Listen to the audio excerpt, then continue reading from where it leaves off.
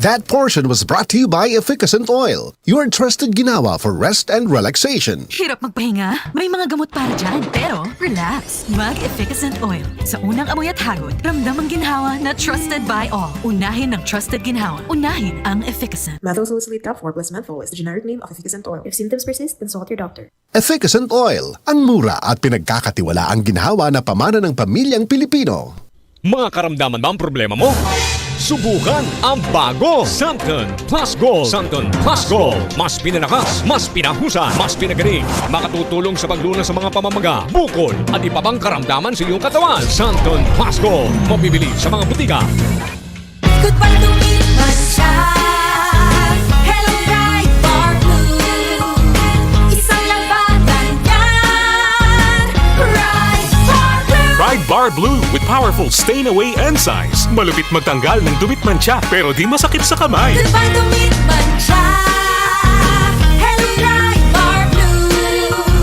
Isang labanan yan. As tested ang cotton and polycotton. Sa mancha, malupit. Sa kamay mo, mabait. Pride Bar Blue. Manufactured by ACS Manufacturing Corporation. ISO certified. World-class quality. ACS. Sabi, pag si girl in love, you see it in her smile. Pag lalaki in love, you see it in his eyes. EO Executive Optical. Expert eye care. State-of-the-art facilities. Girl, have your eyes checked and see the love. Bea Alonzo here, EO Executive Optical. Love your eyes.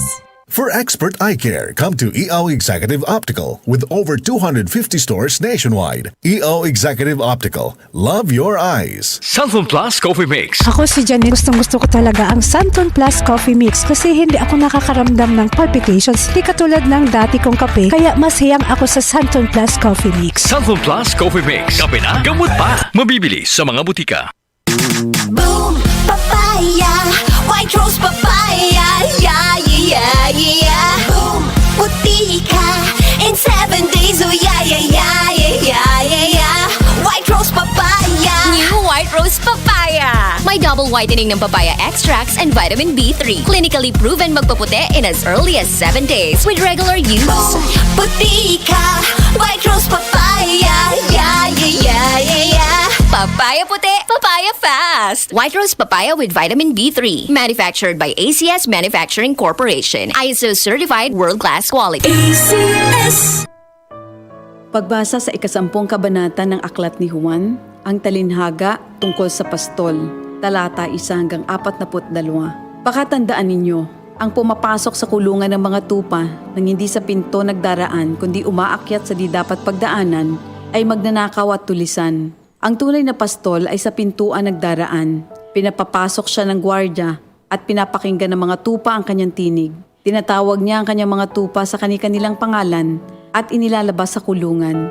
Kapag nailabas na, siya'y nangunguna sa kanila at sumusunod naman ang mga ito sapagkat kilala nila ang kanyang tinig. Hindi siya sumusunod sa iba kundi patakbong lumalayo sapagkat hindi nila kilala ang tinig ng iba. Sinabi ni Jesus, ang talinhagang ito, ngunit hindi nila nauunawaan ang ibig niyang sabihin. Kaya't muling sinabi ni Jesus, pakatandaan nyo, ako nga ang pintuang dinaraanan ng mga tupa. Ang mga nauna sa akin ay mga magnanakaw at mga tulisan, ngunit hindi sila pinapakinggan ng mga tupa. Ako ang pintuan.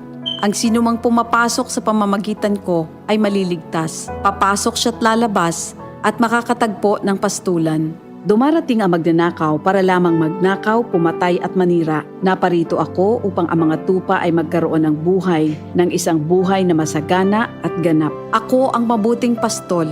Iniaalay ng mabuting pastol ang kanyang buhay para sa mga tupa. Ang bayaran ay tumatakas kapag may dumarating na asong gubat. Iniiwan niya ang mga tupa palibas ay hindi siya pastol at hindi kanya ang mga ito.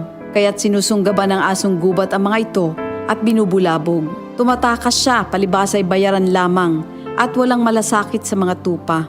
Ako nga ang mabuting pastol, kung paanong kilala ko ng Ama at siya kilala ko, gayon din naman kilala ko ang aking mga tupa at ako'y kilala nila. At iniaalay ko ang aking buhay para sa aking mga tupa. Mayroon akong iba pang mga tupa na wala pa sa kulungang ito. Kinakailangan sila'y ipasok ko rin at papakinggan naman nila ang aking tinig. Sa gayon magiging isa na lamang ang kawan at isa ang pastol. Dahil dito'y minamahal ako ng Ama sapagkat iniaalay ko ang aking buhay upang ito'y kunin kong muli. Walang makakakuha ng aking buhay kung sa ko itong ibinibigay. Mayroon akong kapangyarihang ibigay ito at kuning muli. Ito ang utos na tinanggap ko sa aking Ama. Dahil sa mga pananalitang ito, hindi na naman nagkaisa ng palagay ang mga Hudyo. Marami sa kanila nagsabi, talagang sinasapian na ito ng demonyo at nababaliw. Bakit ba kayo nakikinig sa kanya? Sinabi naman ng iba, hindi nakakapagsalita ng gano'n ng isang sinasapian ng demonyo. Nakakapagpagaling ba ng bulag ang demonyo? Taglamig na noon at kasalukuyang ipinagdiriwang sa Jerusalem ang pista ng pagtatalaga ng templo.